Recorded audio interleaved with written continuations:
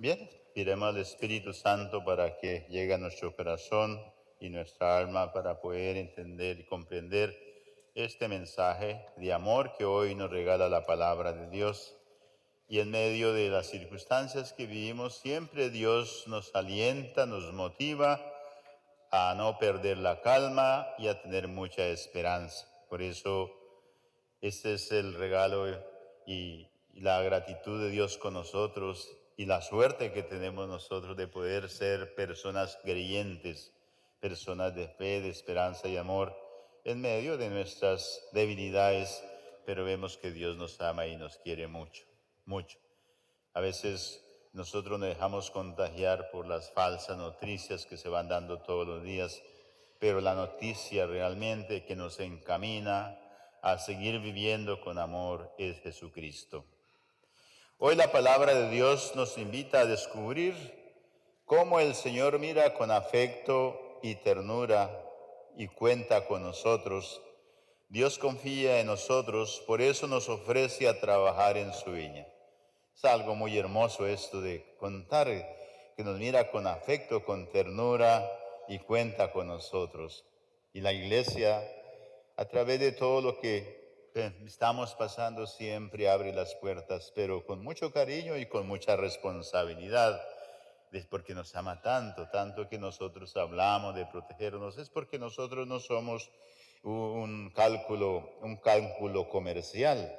Somos la imagen y semejanza de Dios. Por eso es que nosotros tratamos de cuidarnos, de protegernos en cuerpo, alma y espíritu, porque no somos una mercancía. Nosotros no somos mercancía la que la exponemos a ver, cueste lo que no. Es que nosotros no somos mercancías, somos la imagen, somos el centro del amor de Dios. El profeta Isaías nos ha presentado la historia de Dios con su pueblo, una historia de un amor no correspondido. Dios se acerca al hombre, lo cuida, lo defiende, pero la respuesta es muy negativa por parte del hombre. Siempre a lo largo de la historia de la salvación, no siempre somos corresponsables al amor de Dios. Nos acostumbramos a veces por una rutina y pensamos que no es necesario hacer tantas cosas, tantos esfuerzos. Y entonces imagínense que la imagen de Dios puesta en nosotros es un llamado especial para producir vida, pero la garantía es que también nosotros seamos vida para los demás. Dios se ha volcado en nuestra vida, nos ha animado a lo largo de los años. Se ha desviado con solicitud con que un campesino cuida de su viña y al cabo de tanto tiempo y de tanto amor, Dios ha esperado nuestra respuesta con la misma ilusión con que la agricultura espera los frutos de la viña.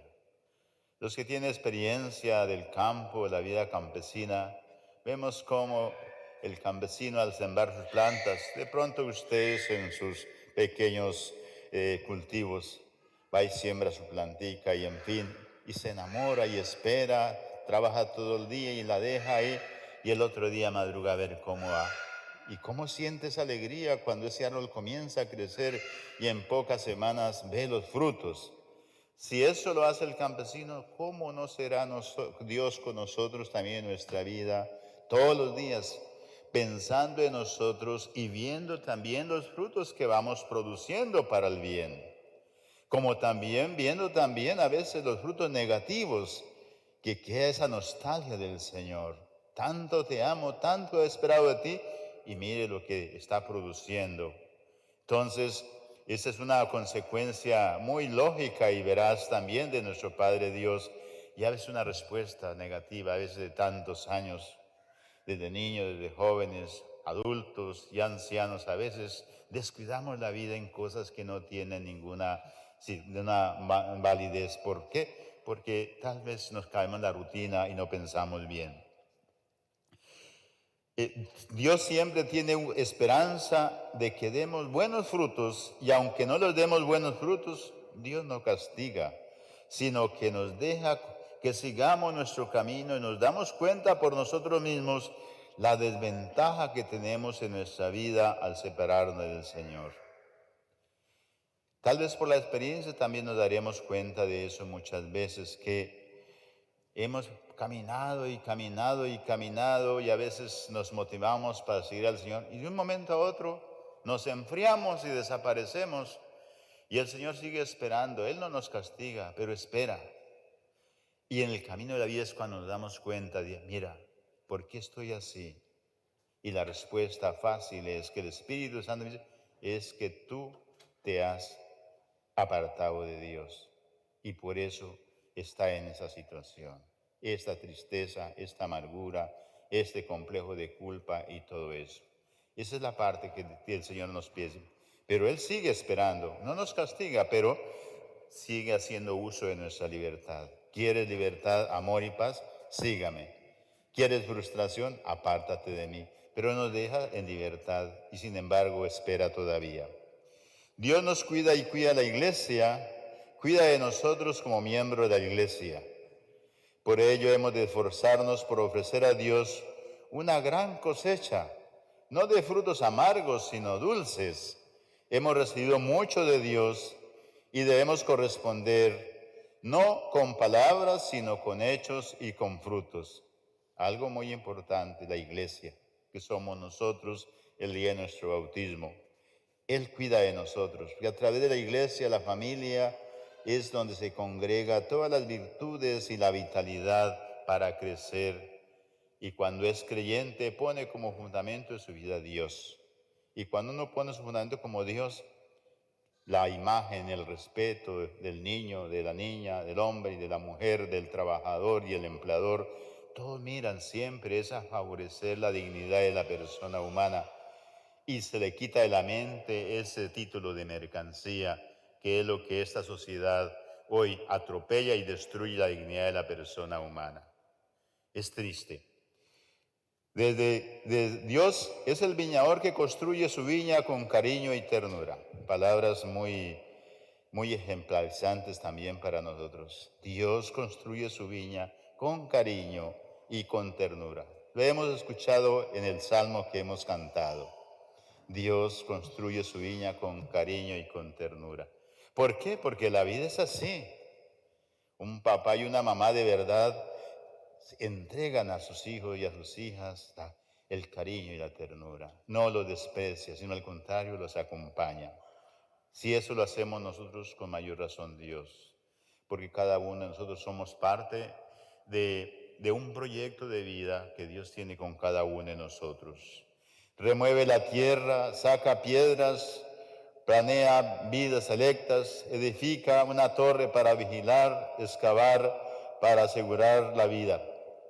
Hace todo lo posible para asegurar que la viña produzca buenas uvas, pero al final la viña rinde uvas a grayos y el viñador que queda decepcionado. Mire cómo el Señor construye, nos da los sacramentos, nos da los mandamientos, nos da la iglesia, nos da esa parte de la creer en la iglesia. Todo eso, lo que estamos aquí, nos pone catequistas, nos pone líderes, en fin, retiros, todo eso.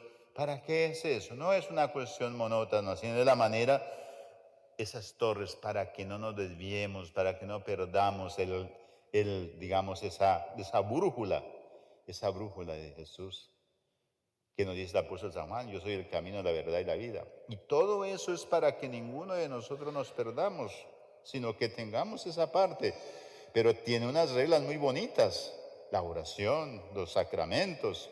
Por eso yo me bautizo, por eso yo me confieso, por eso la Sagrada Eucaristía, por eso le llaman unción a los enfermos, por eso el sacramento del matrimonio, porque todo tiene su fundamento. El sacramento de la Eucaristía es estar en gracia de Dios. ¿Todo para qué? Para protegernos, para ayudarnos, para hacernos sentirnos felices en este mundo y que a la vez es el preámbulo de la vida eterna. En este tiempo de pandemia nos hemos dado la fragilidad de nuestro cuerpo. Un virus incógnito nos pone en aprietos y nos damos cuenta de nuestras fragilidades, de nuestra salud corporal también.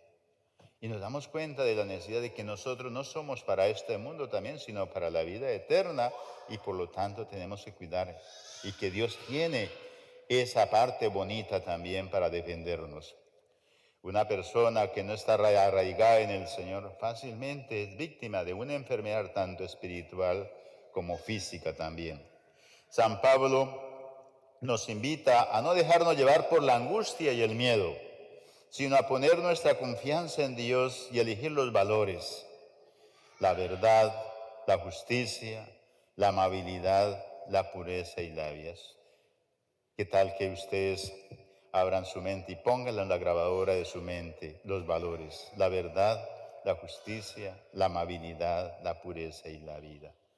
Eso es la razón de nosotros. Esa es la razón en cada hogar, en cada persona. La verdad, la justicia, la pureza. Como cristianos no tenemos que vivir intranquilos y preocupados porque somos de Dios y por lo tanto las dificultades son accidentes del camino que no nos tienen que apartar de Dios, porque nuestra meta es estar con nuestro Padre Dios y así poder compartir esa seguridad también con los hermanos y ser signo de esperanza, de entrega y de fortaleza. Esa parte también. No podemos nosotros descartar que no vamos a tener problemas y dificultades, enfermedades, pero eso no justifica que yo pierda también la esperanza, que yo pierda la paciencia. Tenemos quien nos cura, quien nos ayuda, es Jesús. Pero hay que estar arraigados a ese tronco formidable de la gracia que es Jesús. Qué hermoso mensaje para todos nosotros los bautizados, llamados por el Señor a participar de su viña. ¿Cuándo comenzó? El día de nuestro bautismo. Vale la pena meditar de lo más profundo de nuestro corazón la razón por la cual el Señor nos ha llamado a participar de su viña y lo ha hecho de una forma amorosa, que antes que todo expresa su cariño, su amor, su ternura y su acompañamiento total, con el fin de que nunca dudemos de su presencia, de su confianza y su amor. Él confía en nosotros, lo que significa también nosotros tenemos que confiar totalmente. ¿Cuándo comienza esta ternura tan amorosa? Lógicamente comienza el día de nuestros padres. Por eso la experiencia del sacerdote cuando bautiza a los niños, los mira con esa ternura. Y ese niño que todavía no comprende y mira, abre los ojitos, en fin, con sus padres. Esa alegría de recibir la gracia de Dios, esa ternura de Dios. Y ahí debe llegar también la ternura de sus padres y sus padrinos para decirles, estamos dando el regalo más grande que nosotros vivimos, que es Jesucristo. Llega la primera comunión, el niño y la niña también viene con esa expresión viva de la gracia de Dios. No viene triste, porque es que el recibir al Señor nos pone alegres. Una persona que no comparte esa experiencia de la vida, pues es amargado, triste, en fin, o de vez en cuando voy a misa de mala gana. No, es la ternura de Dios. El día de nuestra primera comunión, el día de nuestra confirmación, es la ternura de Dios, porque venimos alegres. El día del matrimonio, aún la unción de los enfermos, el día de la consagración del sacerdote y aún también el día de nuestro funeral. Se expresa la ternura de Dios. Dice, este cuerpo pasó por el mundo, pero fue instrumento de la alegría y la ternura de Dios porque hizo el bien. Y muchos dirán, cuando no hay ternura de Dios, la ternura de Dios siempre existe, pero no la experimentamos. Y entonces de pronto dicen, mire, se murió. Mejor que se haya muerto porque no servía para nada. A veces tenemos muy buenas intenciones de hablar del Evangelio, pero por eso nosotros tenemos que entrar en esa parte tan importante. Hermanos, esta es una tarea trascendental que tenemos que asumir cuando respondamos al Señor con un sí verdadero y así como Él nos entrega todo y nos da su acompañamiento, también nosotros tenemos que hacer con nuestros hermanos.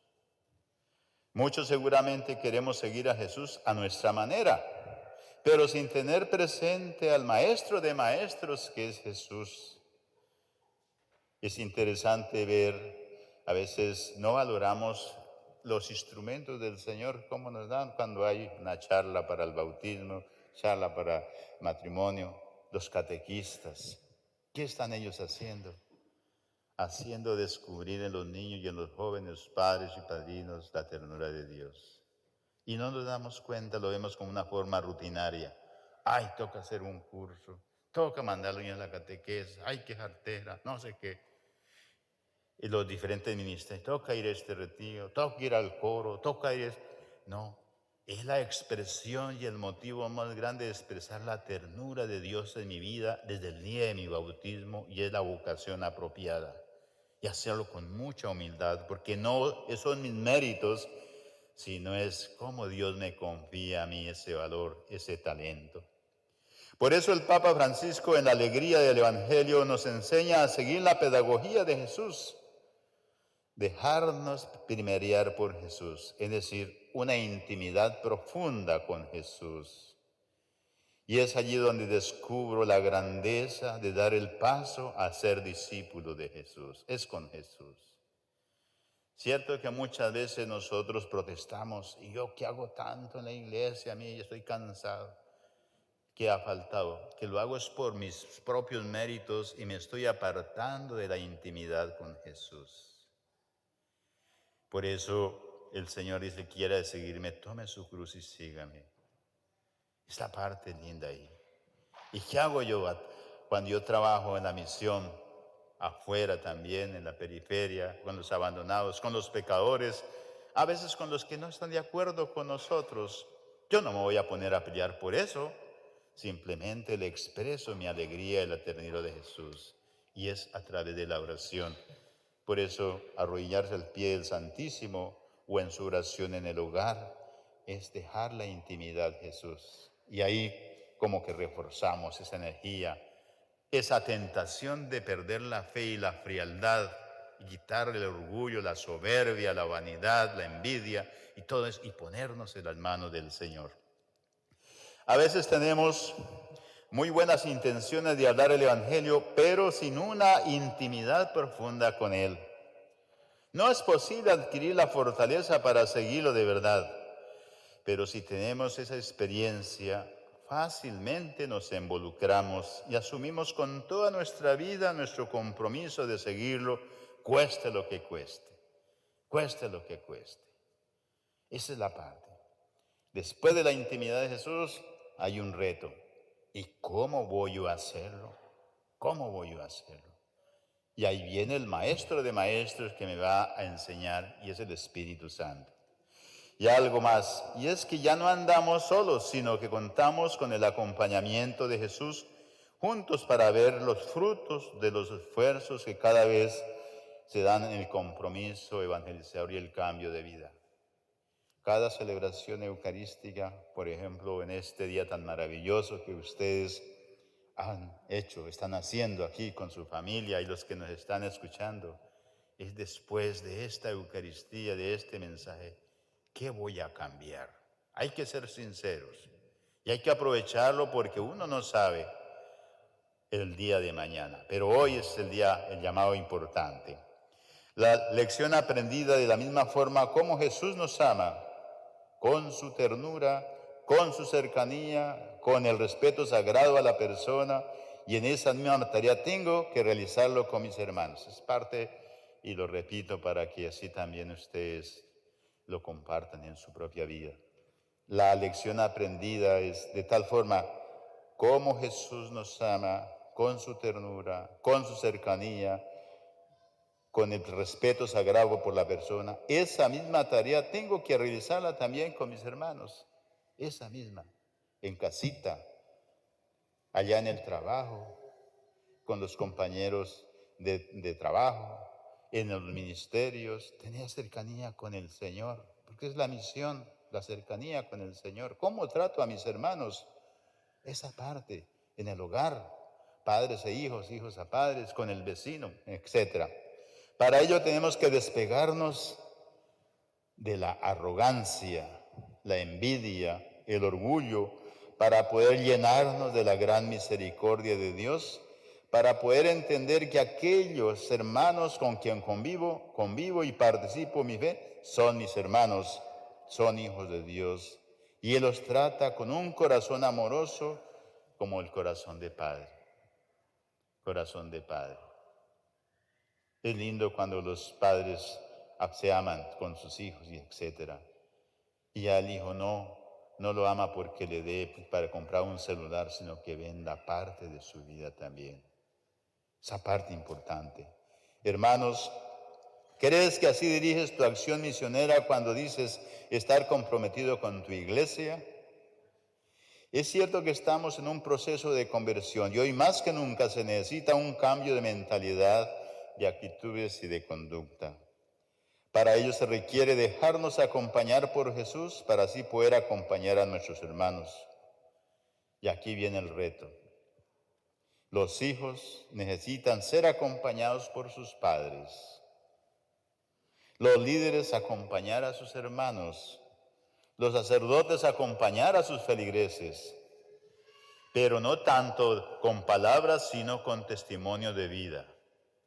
Con gestos de cariño, con palabras, siendo humanos, sensibles frente a las dificultades, siendo misericordiosos, tolerantes, amigables, respetuosos, en una palabra al estilo de Jesús.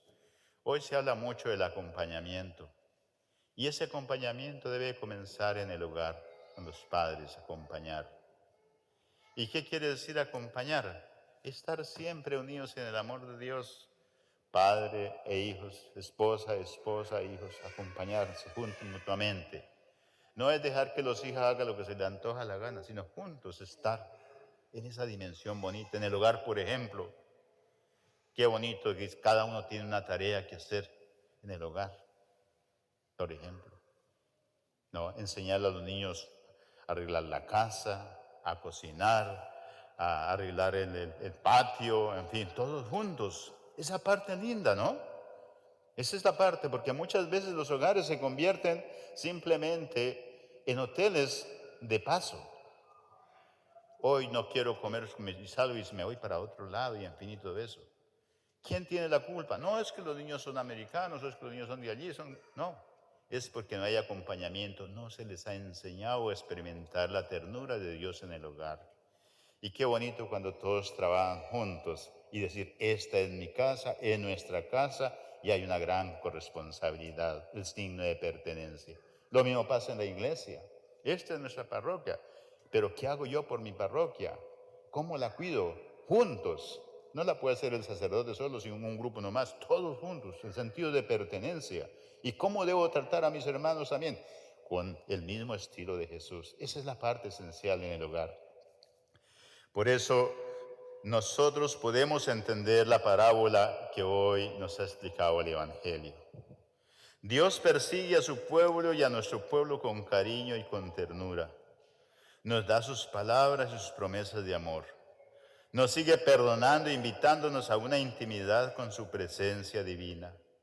Nos da la comunidad de la iglesia para que tengamos compañeros de camino. Ustedes y yo vamos para el mismo camino, para el cielo. Todos juntos. Y cada cual está llamado a poner lo mejor para que sea un camino de calidad, aunque haya muchas piedras en el camino. Pero todos tenemos una responsabilidad. A veces nos cuesta, y nos sigue perdonando. Nos da la comunidad de la iglesia para que tengamos compañeros de camino. Nos da ejemplo de fidelidad en nuestra familia y en nuestra comunidad. Nos da amigos fieles que están enfrentando la misma realidad que nosotros y venciendo las fuerzas de la destrucción. Porque hay muchas fuerzas de destrucción. Muchas. La sociedad hoy nos convierte en signos de mercancía nomás. Signos de mercancía. Y todo eso. Nos da el cuerpo y la sangre de su Hijo para que fortalezcamos y nos protejamos del mal. La Eucaristía precisamente es la que nos alimenta y nos protege para vencer el mal. Y el mal comienza porque está tratando de injertarse en nuestro corazón y en nuestra mente. Y una vez que se convierte ahí, se convierte en contagio también para los demás, porque el mal es más contagioso que el bien, porque como dice el Evangelio, son más astutos los hijos de las tinieblas que los hijos de la luz. Pero hay que cuidar eso. Fíjense ahora la pandemia, ¿no? Ese contagio está ahí. Y si uno se descuida, se contagia y contagia a los demás. Así es el mal también. El orgullo, la envidia, la autosuficiencia, la prepotencia, todo eso, la mentira, el odio, están ahí. Y fácilmente nos contagian y nos quitan la paz y la alegría y la armonía. Y eso es lo que, como decíamos el domingo pasado, el demonio hace eso y después se larga y se ríe, pero no viene a ayudarnos a solucionar los problemas. Así tenemos que tratar precisamente Dios. Lo único que puede es que rindamos frutos. Estos frutos son un reflejo de Dios: cariño para los que sufren, comprensión para con los débiles, paciencia con los que tienen otras ideas y maneras de vivir, fidelidad a la comunidad y ternura de familiares y esperanza a la palabra de Dios. A veces no queremos, quisiera que todo el mundo pensara como piensa el Padre José o como piensan. No, tener paciencia. A veces toca decir, los comprendo, pero no los entiendo, pero los sigo amando. Esa es la parte fundamental. ¿Para qué nos ponemos si la única razón veraz de todo es el Señor? Entonces, estos frutos brotarán en una relación personal con un Dios de amor, el Dios que está cerca y que nos trata con ternura. Esta palabra de ternura es algo muy vital y que a veces nosotros nos olvidamos. ¿Por qué? Porque nos cuesta ser tiernos. La ternura. Y la ternura no es tontería, no es mimada, es esa cercanía de Dios. Esa cercanía de Dios. Esa cercanía de Dios. Así tenemos que tratar a nuestros hermanos si queremos ser discípulos y misioneros de Jesús. No es posible transmitir lo que no se vive. No es posible. Lo que no se vive, no se vive. No se puede enseñar a rezar al hijo cuando uno no reza. No se puede. A veces nos quejamos, es que mi hijo no quiere ir a misa, que no sé qué, que no... Pero si la mamá nos motiva, siempre con regaños y dices, ¿cómo va el niño a rezar? No ve. No se le puede explicar que el domingo es la fiesta del Señor si yo no estoy motivado a ir a la Santa Misa con ese amor y con esa ternura y con esa entrega. Esta parte es la opción fundamental de nuestra vida. Qué bonito, hermanos, este mensaje para el día de hoy. Y los invito para que lo reflexionemos. Y les hago una pregunta muy linda. Cierren sus ojos y háganse esta pregunta en este día. ¿Qué espera Dios de ti el día de hoy? ¿Qué espera Dios de ti el día de hoy?